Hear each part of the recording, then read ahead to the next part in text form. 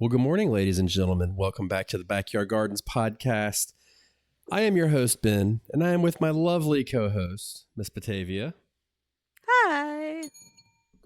If you'd like to support our show, you may do so by becoming a subscriber, Apple, Patreon, whatever you choose. Come get some seeds from us, and then we have our seed starting tools that we added to our seed shop. So check that out. It's an Etsy shop. And come check us out on YouTube. We'd love to see you there. I went straight into all that today for a reason, because we got an important topic to talk about. I have, based on my communication with people, I have figured out that, or I have come to the conclusion that most people want to start a garden, or I don't know if most or majority, whatever word you want to put in, their dream is to bring in all of their own food. That's the dream. You know, at some point, you've sat back and you've dreamed about all the harvest you're bringing into your house. So what does that entail for us as a community? It's such great framing because it took the bat out of my hands. I would normally say, well, is it really most people? But she said, from your experience, from your communications, it almost felt like for a moment I got away from, at some point in these years, I've wanted to grow all of my own vegetables, and so I At some also point you did? at some point I did. I don't know if Okay. I've necessarily said that out loud. I almost talk about it as if, like, it's really, it didn't occur to me until this moment that I oftentimes talk about it as if, no, that's not what I have wanted. Yeah. And I think that I would love to at some point, right? But I don't, that's not my current path, if Well, that full makes sense. transparency, I have never gotten the idea from you that you want to grow all of your own food. Quite the opposite. But I see you do different things that makes me think, I think she's got it in her. I don't know, but you've never really, you've always kind of poo-pooed the idea of growing all of your own food. So it's Well, interesting. I hate to say it, I can't contest that I poo-pooed it because I be poo-pooing stuff. So I'm not going to deny that. I think it's harder than a lot of people think.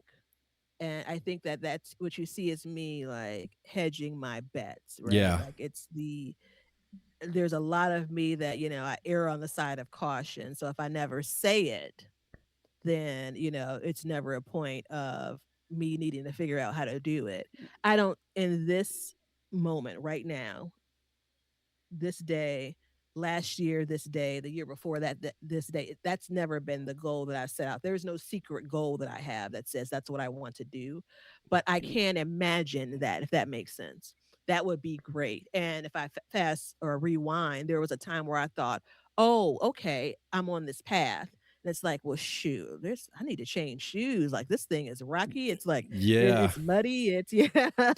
It's Like, a where rough are the road, man. signs here? Yeah.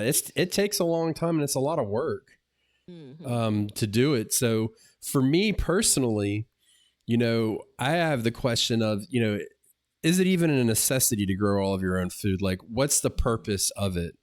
Yeah. Is it because, I mean, let's be honest, is it because you want to look cool because that's what the cool kids are doing?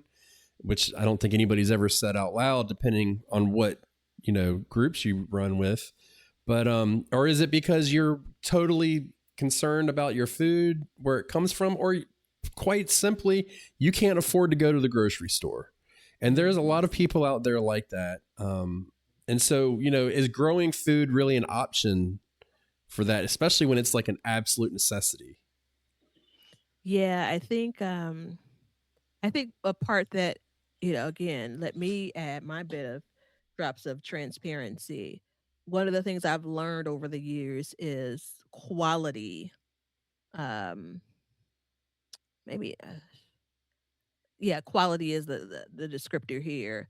Shift, right? So most everything that I grow and eat fresh, I'm absolutely satisfied with the quality. I think it's absolutely better than what I would purchase in a store. As good, if not better. as soon as you get into means of preserving, that's when things shifted for me. And it's like, is it worth my while to grow all of these things if I'm not going to enjoy them as much as I would a fresh head of cabbage? I don't like sauerkraut. You know, Yeah. um, it's that bit of it, like the benefit of having direct access to a vegetable in the exact way that I want it to be outweighs the yearning for growing all of my own. Because I'm not gonna be able to eat it in the way that I would eat it if I'm doing a combination of growing and buying, right?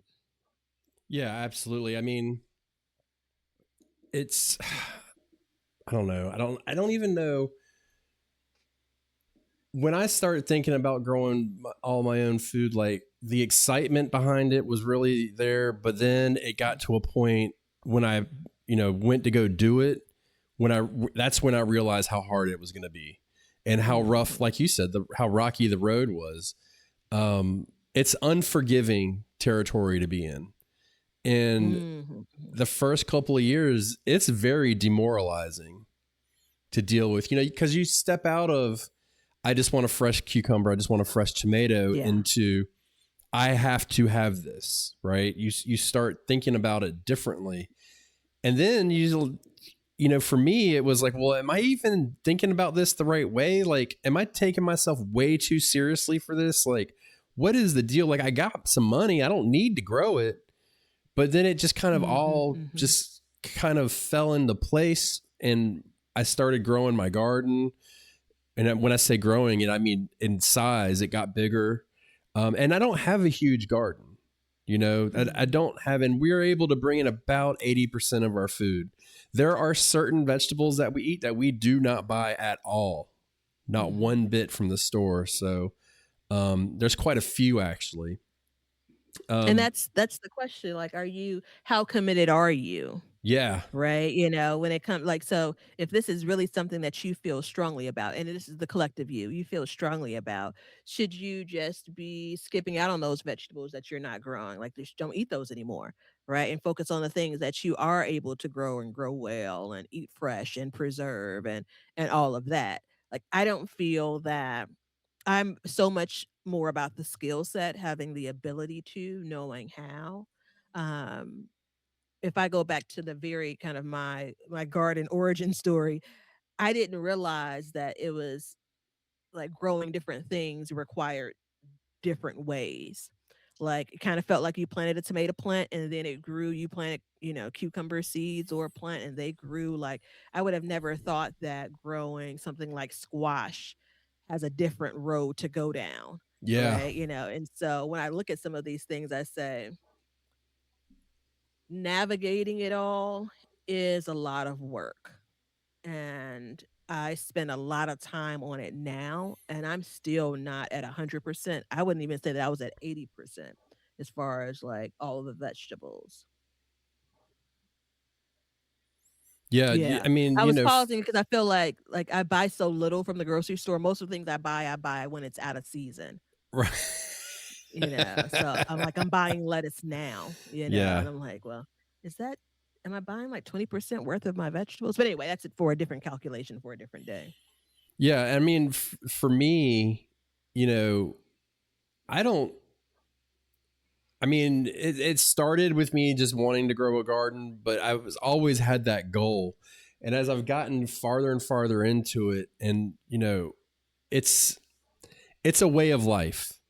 Like, you can't Mhm, be mhm, half in, half out. You've got to go in all the way. If you want to do it and you want to grow as much as you possibly can, it's a full commitment. It's not doesn't mean that it's you have to work all the time at it, but you need to always be working towards that goal. You need to be thinking like, what is going to make it easier? What's going to make this happen? What can I change? Stuff like that. And I mean, even like the stuff we talk about on this show, like there's so much that we talk about that you can apply to any kind of garden, especially because Batavia is talking from a gardener's standpoint that doesn't really care, as far as we know, about growing all of our own food. And then you've got me talking on the other standpoint, that's ultimate goal is Mhm. to grow all of his own food. Now I'm running out of Mhm. time. The older I get, the less interested I get. I ain't quite there where it's waning, but it's not like, if I don't get there in the next couple of years, I might just kind of dwindle down a little bit. Mhm. Mhm. Well, I think, let me say this. I think I have enough data now. Probably had it last year too, but for sure going into this garden season, I have enough data for, if I wanted to grow all of my own food, I could set out on that trek, right? Like, I've grown enough of the things that I eat. There, it's probably, for my area, I'm growing more than not. Meaning there are more things that I'm growing than vegetables that are left that I'm not growing. At least I've done it over the last handful of years. So I have some level of experience with that.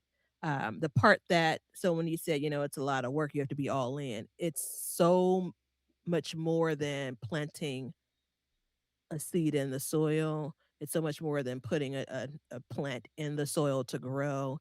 It's the planning around the time of it. It's the, being on top of harvesting. It's the, the meal planning of it all, when it comes to how you're going to consume this. It's the keeping track of what you have on shelves and freezers and all of that. Like, that is a whole, effort associated with it that doesn't even happen outside in dirt, and Yeah. so that piece for me is something that I've not fully adopted. Well, it's interesting too, because you look at it and you're like, well, is it a necessity? Hmm. And most people that are attempting to do this is not a necessity for them. They I'd have a agree. means of other ways to procure food for themselves. So um, Yeah, I it's feel an like interesting I'd look at it. concept. Yeah, I look at this differently if it was a necessity. I firmly believe that, even just take solid 5 years, the last 5 years of gardening would have been different for me if it had been like, going back to what we were talking about before we started recording, if it was, if you don't grow it, you don't eat it. Yeah. Like, absolutely different. Or even if I had, let's say, uh, a third or a fourth of the budget that I have to purchase things. Meaning, like, okay, let's say my grocery store budget was cut down. I only had, 25% of the money that I have to actually spend in the grocery store. My approach to gardening would be different. And I know you love to hear that. I know that. You're getting my juices flowing, man. Uh-huh. No, But because it's not, here I am. I mean, and I get it. I get where you're coming from for that. For me, when COVID came about and we started to see prices rise, I've said this before on the show and on the Sandy Bottom Homestead YouTube channel, but I remember before asking my wife, like, is all of this even worth it? All of, and Mhm. she was like, and I remember she was like, not really. And then you go a couple years later and I asked her, I was like, well, do you think this is worth what we're doing?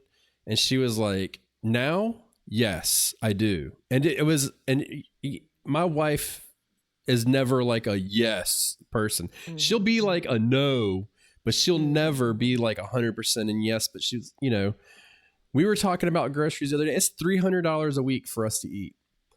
And so she asked me, and this is part of the whole thing about growing your own food, is she asked me, what vegetables are coming out of the garden right now? Mhm. What vegetables are you harvesting for us to eat? Because when we make our bills, our grocery list, we don't add that in. So I was looking at it and I harvested a couple cabbages. Dude, it's $5 a head of cabbage.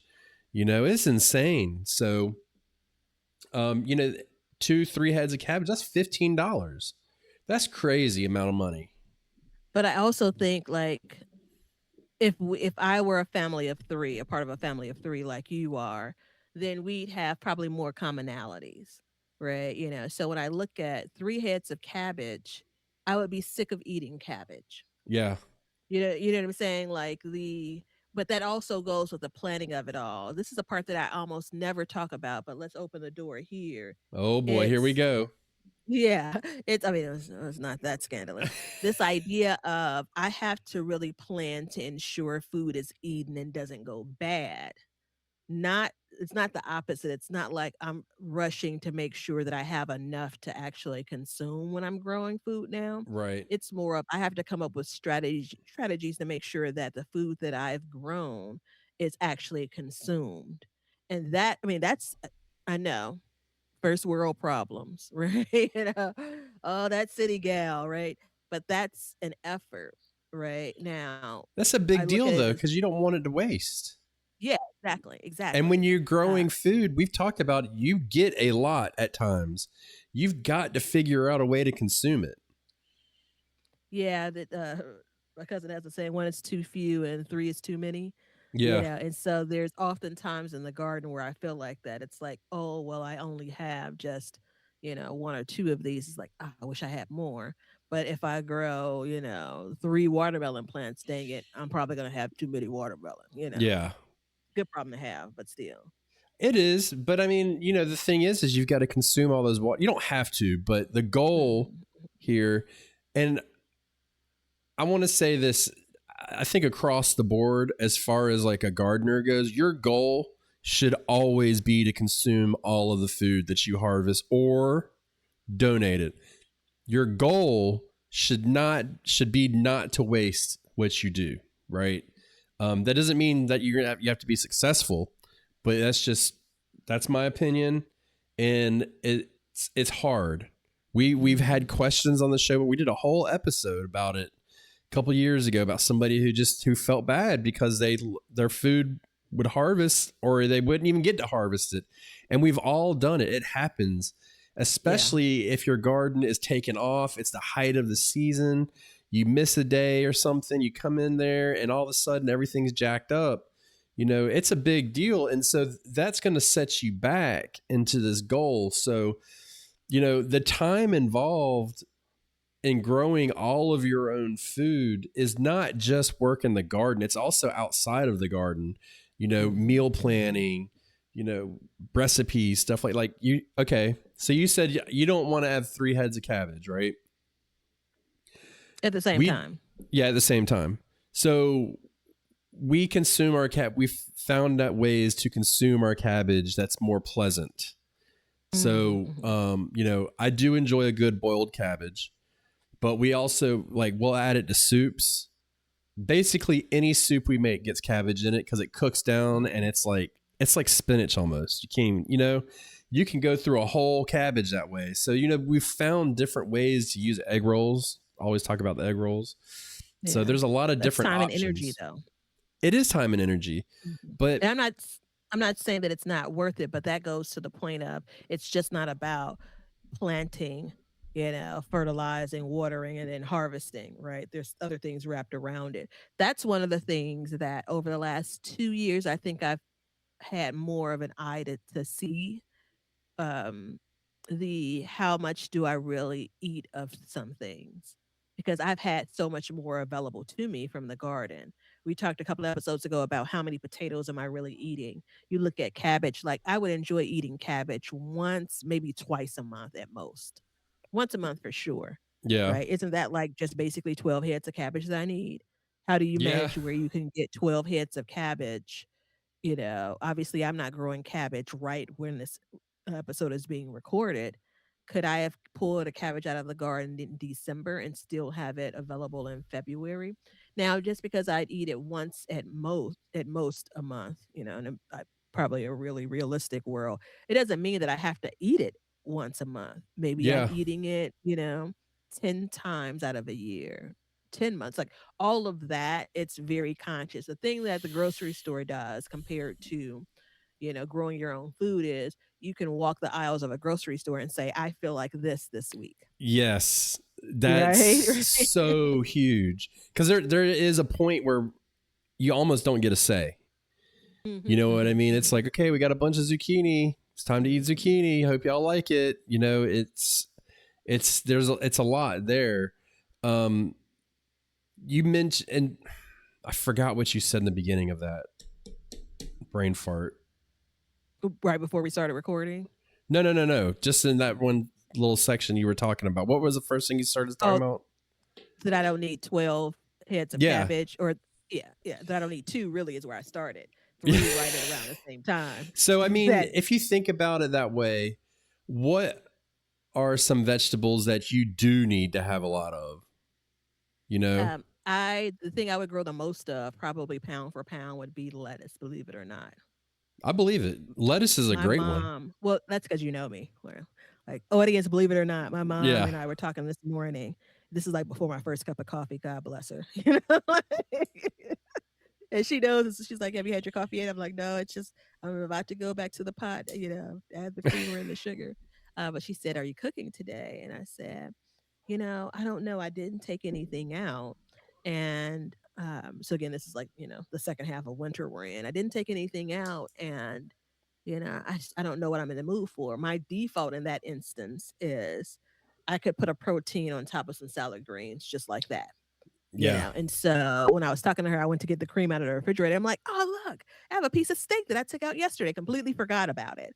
Right. And it's thawed. I'm like, oh, I'll make that for lunch. When we went through the whole story as to why I wouldn't cook it for dinner because I get sleepy, yada, yada, yada. But it's like I said out loud, past Batavia was looking out for future Batavia when I took it out Yeah. of the freezer. Even in that moment, though, I went from yesterday saying what I wanted to eat in the next 1 to 2 days, however long it took for that steak to thaw. Um, that's when you're growing your own food. You're looking out months into the future. I Yeah. mean, you're looking out You've across a year, and as far as this conversation goes, right? absolutely. And the thing is it's an introspective moment. You've got to look into it and say, what. So here's the key. And this is where I think a lot of people go wrong. Hmm. You need to look at it and say, what do we consume the most of? Hmm. Instead of looking at it and saying, what's the easiest to grow? That's the difference. Yeah. So nobody in their right mind would try and grow Brussels sprouts for 4 years and fail for 3 of those years and keep going. But that is a crop that we eat a lot of, And you know, enjoy. and enjoy. Yeah. The cabbage is the same thing. We enjoy cabbage. Um, Hmm. Kale is easy to grow. In the wintertime here, I don't have it in my garden because we don't like it. But if I wanted to put poundage and like Uh-huh. in the middle of winter, kale would be number one choice. But it didn't work out for us in our diets the way we wanted to eat. The piece about, the necessity of it all. When we were I don't remember if it was here in like this conversation or yesterday when we were talking, but there's something about like the time I'm spending growing, planning all of this. Like I really want to harvest and make good food. Yeah. Right, so I it's not a necessity for me to grow like the most pounds, right? It's kind of like the whole concept of butts and seeds. Like I don't need hundreds of pounds of potatoes because potatoes are dense and they're gonna fill bellies in my household, right? I grow potatoes for the sheer enjoyment. It's one of my 5 favorite things, like Because you like growing them. hands down, right? Now, ironically, I don't eat. We talked about this again a couple episodes ago. I don't even eat potatoes every week. Thank goodness, because if I did, the conversations I would continue to have with my doctors. I don't even eat potatoes every week. I could, but I don't normally cook them every week, Yeah. right? And so if I was eating out of my garden to survive, my garden layout would look different. But because I'm not doing that, I still buy takeout. I still go to the grocery store. I still grow food. All of those things considered, I still go to restaurants. So that's 4 different ways of, getting Right. food. Restaurants meaning a sit down restaurant, right? 4 different ways of getting food. Knowing that I don't have this urge to say it's going to be all, right? And since it's not going to be all, I want to grow things that I really enjoy. And that's back to your point of that's where you start. Like, what are you eating? And I take one more step and say, kind of, if that's one, then 1A is, and what are you really going to enjoy? And that's really important. Like you do all this work. Hmm. You want to enjoy it. I mean, you're not. taking this task on in a time of like total despair in the world. Yeah. You're taking this task on at a time when it's like there's food, there's no crazy rush. So one of the big problems is people, they get this in their mind and first year they want to do it. You don't even know how to grow anything. Yeah. And you know, that's what you want. And I see it time and time again where I've got my radishes and my turnips and my, you know, broccolis and cabbage and lettuce. And I mean, they've just got this huge list. And I'm like, well, how big is your garden? They're like, oh, it's 4x8 bed. I'm like, well, you ain't going to grow all of your own food in that. Growing the right stuff though will provide you with a large amount of food. I've said this before, and I'm actually going to be talking about it in a video soon on Sandy Bottom Homestead. But it's you know, I grew 2 beds of lettuce, or I grew in 2 beds one year, but only half of the beds were taken up. Do you follow me there? Okay, so if you combine them, they would be 1 bed.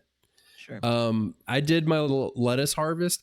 I got 4 baskets of lettuce out of there. Do you know how much food that is? It was and that was only off of 2 rows. Then I had bok choy on the other one. I got 3 baskets of bok choy, and that was only out of 1 4x8 bed. So you know, there, if you do it right, there's a lot that you can get, but you just got to kind of plan it out, and you got to navigate it, you know, and it's hard to do. Well, we'll come back around to the challenge of the way I'm trying to grow versus the way you're trying to grow. I Okay. think though, lettuce is a good example. Bok choy is a good example because you can look at the shelf life for both of those. You're not going to preserve lettuce. You're not, as far as I know, you, young being, aren't going to preserve bok choy. No. So Hell no. there, I don't even know how you would do that. Probably yeah, pickle it. right. It's Ugh. a very dainty vegetable that wouldn't hold up to any preservation methods that I No. can think of. I mean, maybe I don't think it. I just thought about pickling. Like no one's pickling bok No. choy. Maybe you the could freeze stem. it. Yeah, maybe. Yeah. Well, you know, Anyway, you're going down a path right now that's yeah, there's interesting. a path. Yeah, because I can't get back to the chat where we had our notes for the conversation. I can't help you there. You got to click the button. I don't know. The button is like, nope, got nothing. Well, I got nothing. Send me another message to pop up. But no, I think the path is, it's. I just basically was growing for a couple of years, maybe even a few years, where it's like grow all of the things and then you'll figure it out, yeah. right? Like but this is a bit of my personality. Don't buy one of the thing, buy 2 of the things. You bought one of the things and it's working just fine, but what happens if it breaks? You should have a backup. Like that's the way I navigate in my Yeah. everyday life. I'm working on that a little bit, not a whole lot, but I'm working on that a little bit. It absolutely impacts the way that I have designed and grown in the garden, right? Like my heart tells me I want to grow more flowers, but I feel like I'm doing myself and the act of growing a disservice when I'm not growing as much food as I can. Yeah. Makes Rewind that, sense. Leonard. Yeah, it makes sense because you know, you said in the beginning of that lettuce and bok choy you can't preserve. And preserving is a huge part of this. But it's also, it's not the crutch that needs to be, you know, leaned on. You know, you can't preserve everything. Just hence, you know, so a lot of people like, well, preserve, but it's like, no, what are you doing in the middle? What are you doing in the meantime? Like, what are you growing to eat fresh? You know, what are you growing that can't be preserved? How does that work out for you? You know, we both have had, did you do a lot of canning last year or no? I didn't. So I did more freezing, ironically. Yeah. I kind of went back to the roots of the easier bit of it all. the year before I didn't do a lot of canning, and I suffered over that winter. So I Mhm, know that mhm. there is, you do have to do the preserving and stuff like that, but it can't all be geared towards that. Yeah. It's the diversity of it, because part of the problem is, and we should get into this now, is, well, no, not into this, but the next section. Since you lost the chat, I'm trying to like piece it together. It's not working. Did it pop up? I sent you a message. No, it did. I think it's behind a window, but go Oh, on. okay. Um, damn. I threw myself off. I'm sure the listener is like, great. Anyways, for us, it's just about the freshness, and then the canning comes second, and then the freezing and stuff like that. And it wasn't always like that for us. That's really For important. you as like for you and your family, it wasn't always like that? It wasn't always like that. We didn't always, I always wanted to can something, but at the same time, I wasn't like, it had to be done. Mhm, We mhm. used to go to a pick your own apple farm, and I mean, we went there with the purpose of getting 4 bushels of apples and preserving them somehow. And all I had was a food dryer, so I dried 3 bushels of apples and ate apple chips for a year. It was terrible, but that was like my first foray into it, and then going, after that. But you know, the question, and for me, is why do we grow the way that we do? Because we grow differently.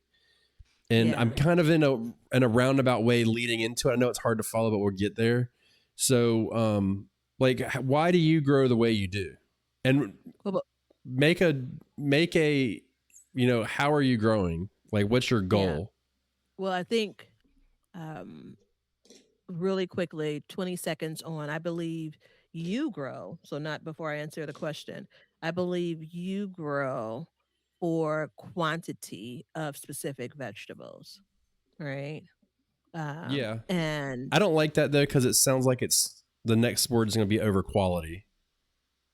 no, it's not. And I'm not going to say, yeah, but by comparison, I'm not going to say, and I'm growing more quality. I think I said you grow quantity of specific vegetables, and Yes. I look to grow a a larger number of vegetables, and then the quantity of those individual vegetables, I'll figure it out. We've not done the count, and it could be fun. Like, let's say that you're growing 10 different types of vegetables, just easy math, um, and you're growing 200 pounds. I may be growing 15 types of vegetables. I may be growing 125 pounds. Right? Yeah. Yeah. And it's one isn't better than the other necessarily, but I had to figure out in order to grow the 10, I had to grow 15 to get there.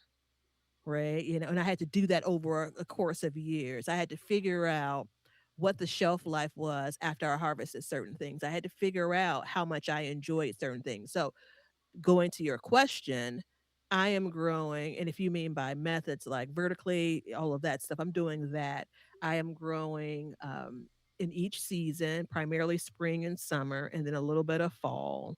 At least I'm for sure harvesting things out of my garden in the fall. Let me say it that way, and barely getting into winter.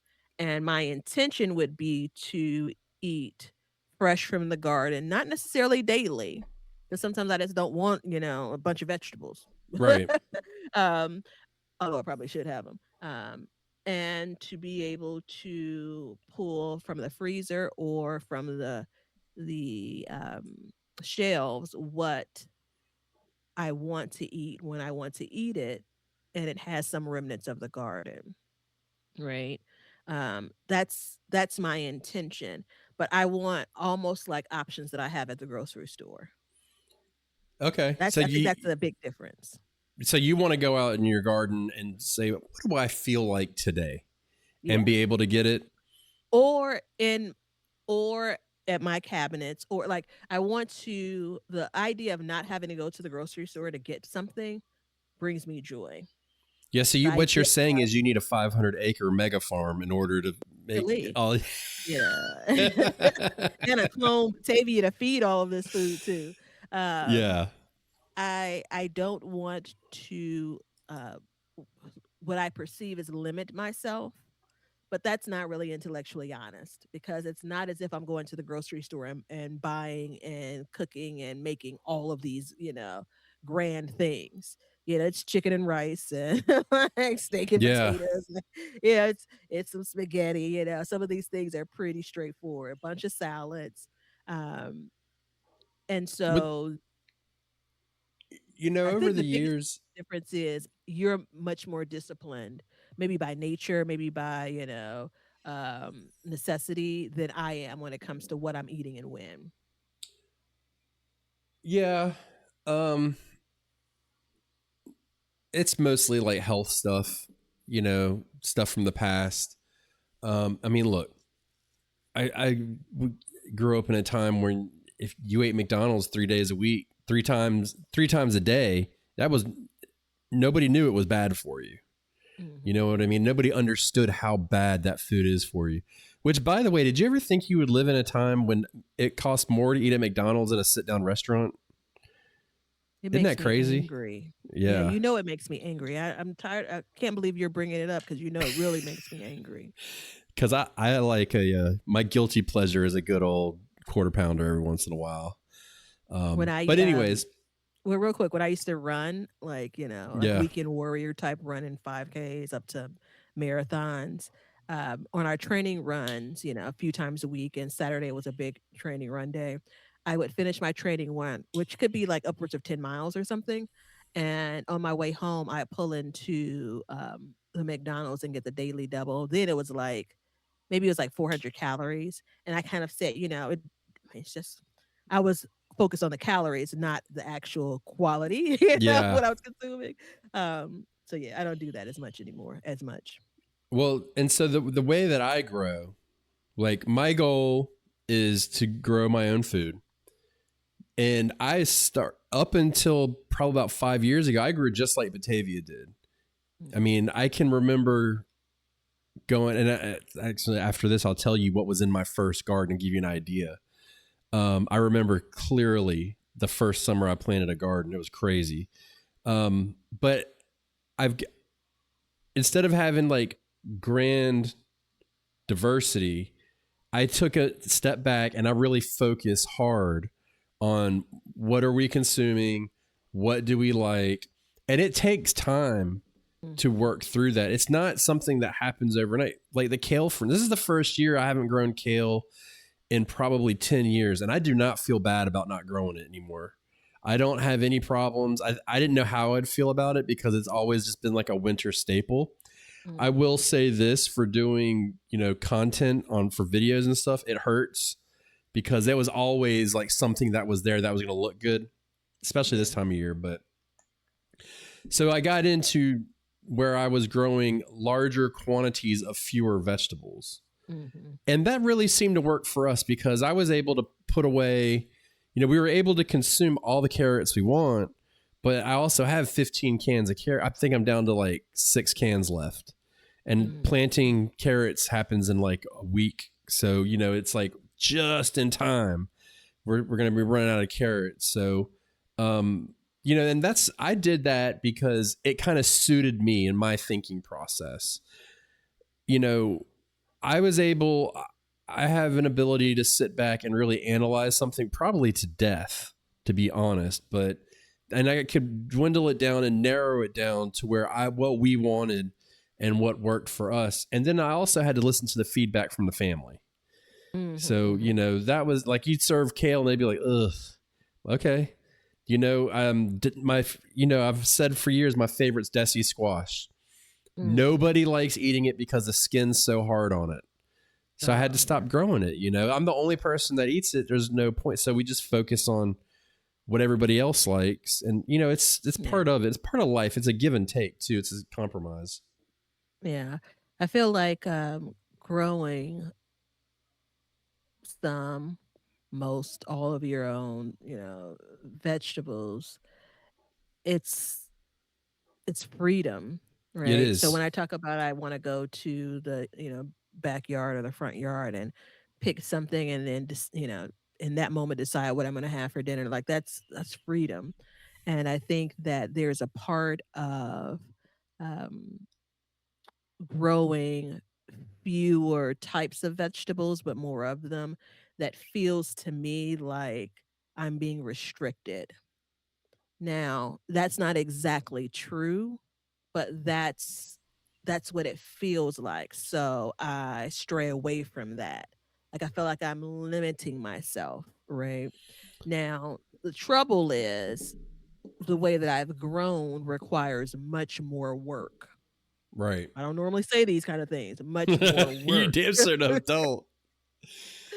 Much more work than growing fewer types and more of. So if I were to grow 10 types of vegetables instead of 15, it would be easier on the gardener, right? And the question that I haven't answered yet is, as a whole, which am I enjoying more, right? Um, I'm not going to give the answer because I don't know it, but let's just say that instead of getting to 16, and this is their fictitious numbers, instead of getting to 16, I'm getting closer to 14 and 13. So that should give you a hint as to what I believe will bring me more overall joy. So 14, 13, what? I'm going down, getting closer And to 10 than I am getting, above 15. So instead of growing even more, uh I'm I'm leaning into, my number is decreasing, if you will. yeah. It may Well, not get to 10, you ever but seen in the movies when, people get a lot of money and they roll around in a bed of cash? mhm. When you harvest a lot of like a basket of lettuce, it feels like that. Like it feels like I could trim it all, lay in bed, roll around in it, and have just the best day ever. It's very rewarding for me to do that. The problem is with lettuce in particular is I can't eat that much lettuce at once. You just can't. Hence the You know. preserving comment. I in the spring, in particular, because even though I have some benefits in Chicago where some cooler weather crops can grow into the heat, there's some things that just don't. Most of the Yeah. lettuce that I've ever grown, I'm not going to have in my garden in July. So there's this moment of let me grow this lettuce because this is I'm not going to have lettuce in my garden from my garden until the fall again. So what I instead do is grow a lot of it. And you know what? The Paris Island, which is my favorite, I know your favorite is Little Jim. Both are in our They're Etsy both my shop. favorites. Yeah, link below. The size of that Paris Island that I grow in the spring, It's I'm crazy. trying to tell you, like, I could eat off of one head of lettuce for a week. Come on, somebody. I'm trying to tell you, right? And so you look up and it's like, well, how much? And this is where the grocery store has spoiled me because I rarely buy one type of lettuce. I'm either buying a couple of different heads, got a little bit of Yeah. color, like different textures and all of that. And so then I lean into growing that many, different types of lettuce in my garden. When remember the 15 and the 10 is not variety. The 15 and one of the 15 is lettuce. Now Yeah. I may be growing 6 varieties of lettuce, which is a whole different conversation. It's at this point, it's I had to get to 15 to realize that I want to be closer to 10. I had to get to 15 to realize that I know how to grow 15. I had to get to 15 to realize, you know what? I really don't enjoy, basically eating broccoli for breakfast, lunch, and dinner because I've grown this much of it. Yeah. Right. I enjoy broccoli and I want to be able to eat a bit of it fresh from my garden. I wish I could eat broccoli every week from my garden, but fresh, that's the key. Yeah. That's I me and mean, that's my jam though. and that's the grocery store spoiling us, where Mhm. it's like Mhm. I want to eat broccoli once a week, every week, and be happy. And it's like, well, it does. I mean, you can, but when you grow it, it doesn't work that way. You got to get it while you get it, and then in the summertime, you don't get it, and you move on. You know what I mean? The irony Um, there is I don't buy it every week.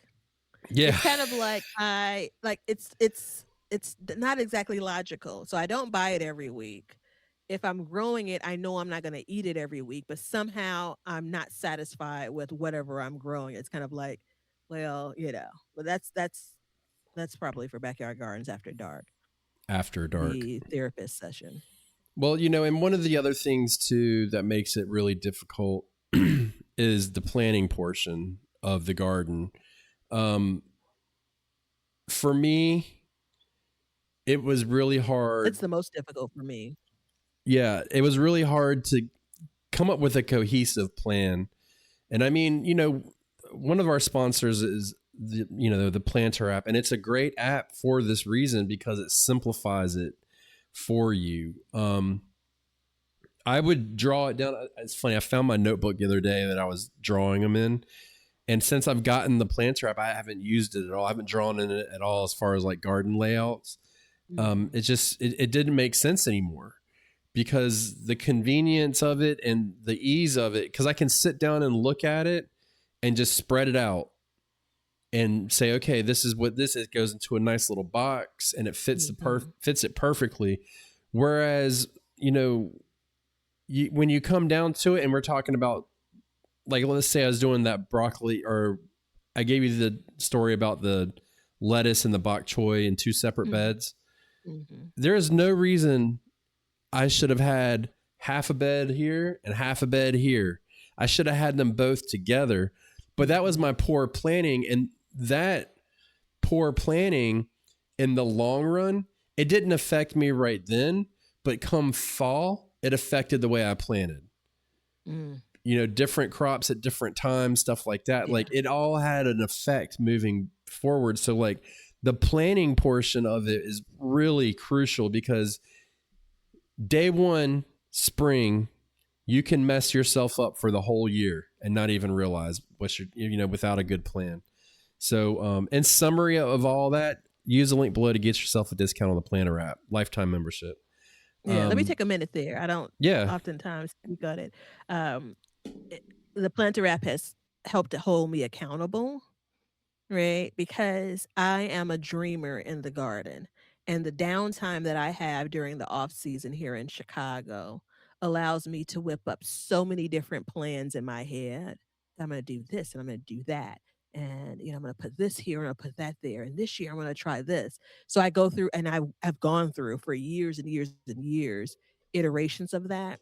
And what hmm ends up happening once, this is to hold me over in the winter to get me to the point of actually taking action, but then when I'm ready to take action, I have all of these things in my head on different pieces of paper, upstairs and downstairs, on my phone. And what the Planter app has helped me do is like really hone things in and centralize my planning efforts. And unfortunately, it keeps me honest in a way of I can look at last year and the year before that. Cause I also bro. tweak things like what I planned and then what the actual was. So every year I'm getting just a little bit better in it. So I don't think that our sponsor wants you to talk about how it keeps you honest because it makes you, it highlights your mistakes for sure. Ye I think he should want others to No. understand you're out here thinking you're gonna grow 100 tomato plants, and the reality is, 1, you don't need 100 tomato plants. So, And 2, yeah. Well, before we get into the question of the day, um, I do you bring up 100 tomato plants, and I wanted mhm, to tell y'all what was in my first garden. So uh-huh. my first, I had two beds. I had a 4x8 bed and an 8x8 bed. Okay, so in the 4x8 bed, I had cucumbers, squash, zucchini, cherry tomatoes, regular tomatoes, bell peppers, jalapenos, basil, dill, cilantro, and then that was it. In that one bed. And then in the other bed that was an 8x8, I had Wait, that was green a 4 bean. by 4? That was a 4x8. Okay, It was okay, okay. jelly jam packed full. I Mhm, mean, mhm. and then on the 8x8, I had um, green beans, bush beans, watermelon, cantaloupe, eggplant, butternut squash, more squash and zucchini, and like more hot peppers. I had Tabasco, cayenne, and habanero peppers. So long story short, when I put those plants in, when they were bedding plants, they were basically already touching. So it just turned into this crazy jungle. But I didn't know any better. You know what I mean? And my goal was to grow as much food as possible. And that's how I thought you did it. I thought you just packed it in there and you just grew the hell out of it. And it does not work that way. Man, that's your next video.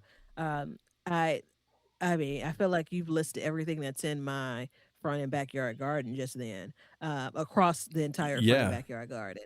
The thing that strikes me outside of the things being on top of each other, like for some of those things, one plant will be fine, but was it like one green bean plant? Like how like, Yeah. like you start to think about, which I see people run into trouble in this area all the time.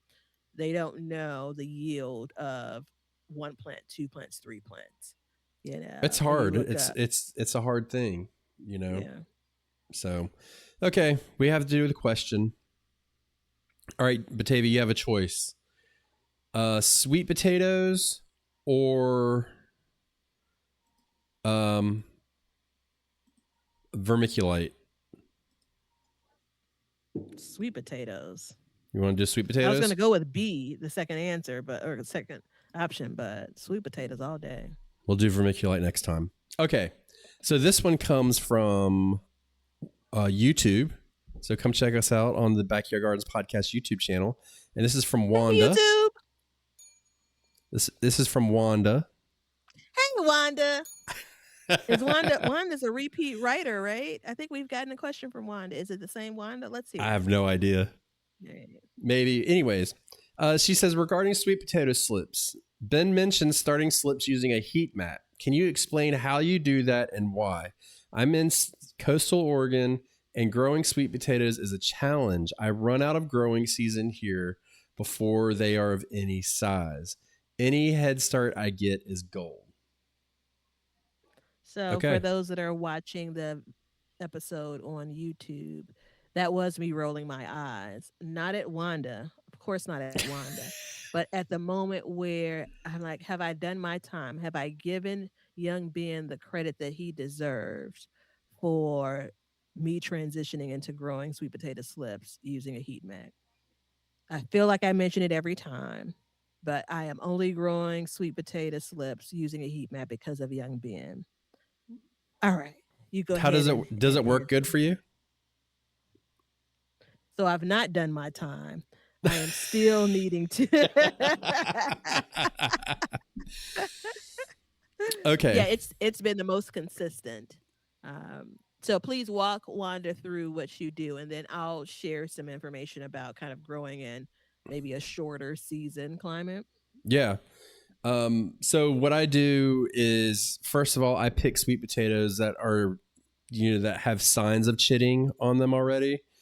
If they don't, it's not a huge deal, but I try.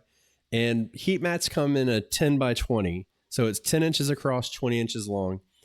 I get a 10 by 20 tray. I fill it with dirt, make sure there's some drainage.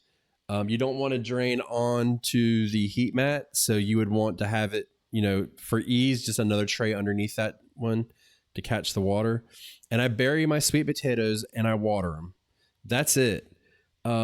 Once they start to grow, once the vines or the slips get probably 8 inches or so, I clip them from the sweet potato, and then I clip the very bottom of that, and then I stick that into a jar of water, and I'll keep those sweet potato slips coming off of those plants. So to help you get a head start, if you put them in water, you're going to get more roots, right? So I routinely put out my sweet potatoes with, I'm not even lying, probably 10 to 15 times the roots you would get if you ordered a sweet potato slip.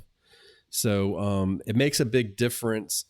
You can put them in the water and stuff like that. Like people, the problem I had is it just smelled like farts. It's got stinking real bad. So this works out really good. You can also, at the end of it, let's say if you're in Oregon, you probably need to delay your planting already because it's cold. I got a good friend of the Sandy Bottom Homestead. He's from Oregon, And he and I talk about it all the time because his zone and my zone are the same, and we're totally different in the way we can grow. Um, you probably are going to want to plant later, so you can take those sweet potatoes out of the water and stick them in seed cells for like a couple weeks, and then that just gets them even more amped up. And then when you put them in the ground, they're already ready to charge and ready to go. So that's basically, and you just I leave the heat mat on the whole time they're on there. Hmm. Wanda is in Oregon. Where in Oregon? Was it Portland?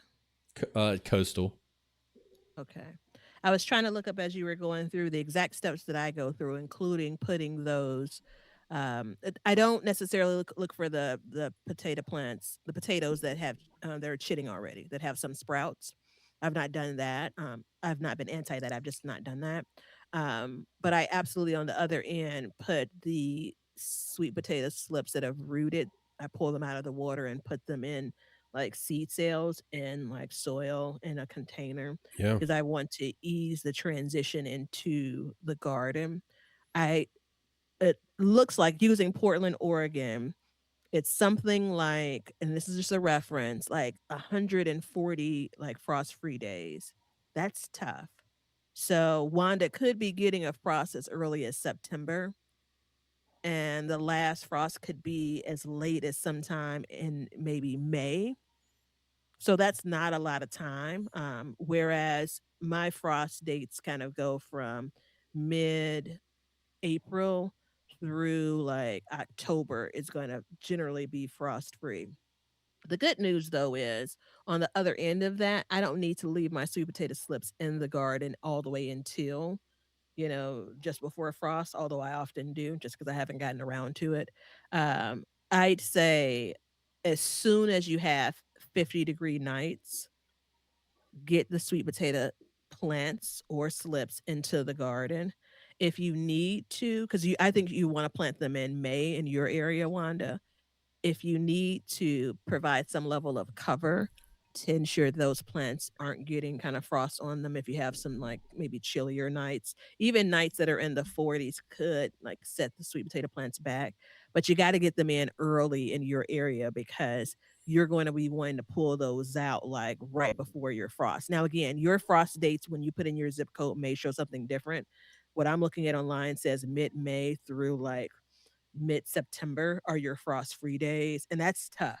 And so I can imagine, like, I don't put my sweet potato slips in until like June, but that gives me basically them getting acclimated in June, growing in July, August, and September without any worry about frost.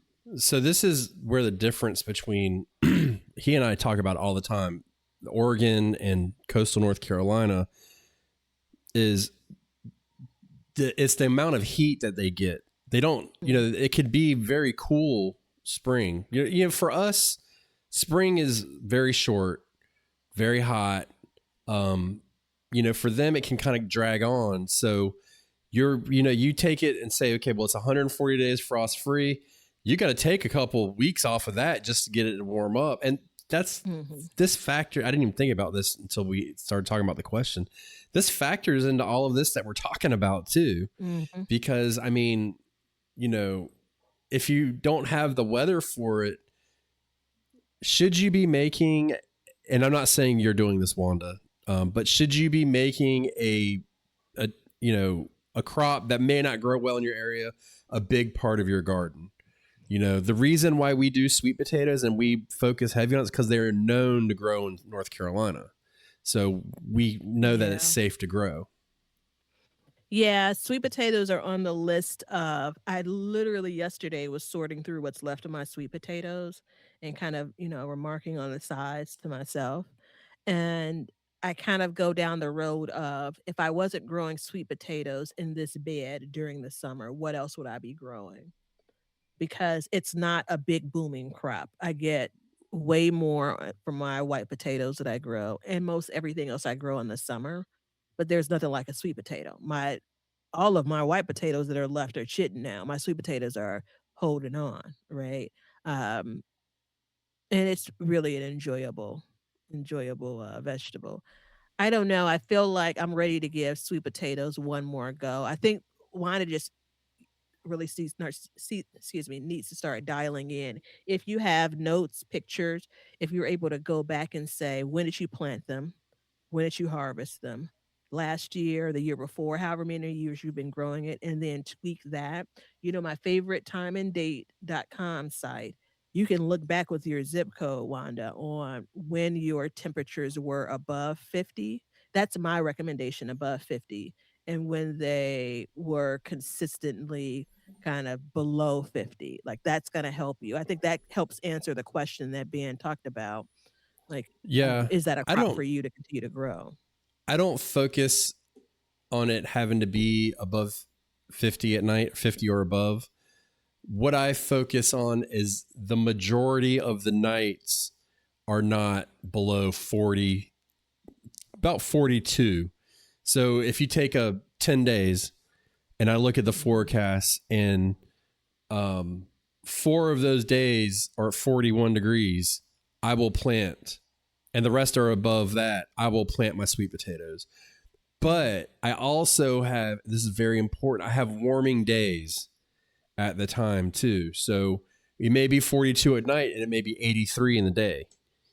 So if you're getting 42 at night and 55 in the daytime, that's a totally different ball game completely. So Yeah. it's I wouldn't say managing 40 all would that. kill sweet potatoes, but you're definitely going to get some leaf damage in my experience here. And again, that goes to setting the plant back. Your plants in your area, if it occurs, you have time to recover. Yeah. So that's the balance of it. Yeah. I mean, that's the whole thing is we have, like you said, we have time. Like I can put it in because I harvest my sweet potatoes in September. I still have right at 2 months of growing season left when I harvest my sweet Mhm, potatoes. mhm. I could leave them in longer, but I'm not. So I want to get something else in because my goal is to grow our own food. And All right, the if you the want to be, note is generally we're looking at 100 to probably 110-ish days for yeah, various sweet potato varieties. And that's, I'd say, this is the tricky part. Sure, you want to start counting as soon as you plant it, but really it's about when that sweet potato plant starts to grow, I think. I think that's when the clock really starts to tick away for sweet yeah. potatoes. I think I usually go about 110 to 120 days. Hmm. Um, I don't rush it. That's for sure. Yeah. But all right, if you want to be like Wanda, which we should all want to be like Wanda, you should send us a question. Use the email below, hit us up on YouTube, whatever. We do prefer the email because it's easier for us to find. So if you really want a question answered, hit us up on the email, bygquestion, no S because somebody already had that. Go figure, at gmail.com. And thank you, Wanda, for that question. I am always happy to help people grow more sweet potatoes. It is a fun crop to grow and easy. All right, you got anything else to say about growing all of your own food? I think it's possible for most any of us. I don't I think did it's not easy, and expect to hear that come from you. uh-huh. I don't think it's easy, and I don't think it has to be easy. I think it's possible. I think it's about being diligent. I think it is kind of year over year chipping away at it. Um, I'd love to hear for some folks, and I'm gonna go out on a limb and say comment where you are. I think others would be encouraged if you feel like you're growing 50, 60, 70, 80, 90% of your own vegetables. Yeah. That'd be really cool to hear from folks. Growing half of your own vegetables is a huge deal. There's Mhm, too mhm. much focus on 100%. Too Yeah. much. So yeah, I agree with you completely. And also, our next show is actually going to be one of the steps that I use to get to meet this goal. So, Mhm. um, you know, hopefully we can help you in that. And it's not, I don't think that everybody listening to the show needs to be growing all of their own food, but it's important because even if you're talking about that, then you can help people, it'll help people that are just growing a little bit of their food. You just take it and Mhm. scale it down to a bit. Mhm. Mhm. All right. Well, thank you for listening to the Backyard Gardens podcast. I stuttered through the name of the show. Can you believe it? After all of these years, we've already gone over that in this show. And That's the reason why I never say it. after a marriage together with Batavia, as long as we have, she can never cease to amaze me. You never know what's going to come out of that young lady's mouth. And by the way, can we have a second of silence for New Year, New Batavia? Because she has left the building. Yeah, she. Okay. We have two things on this show. We learn to grow, and we grow for change. See ya.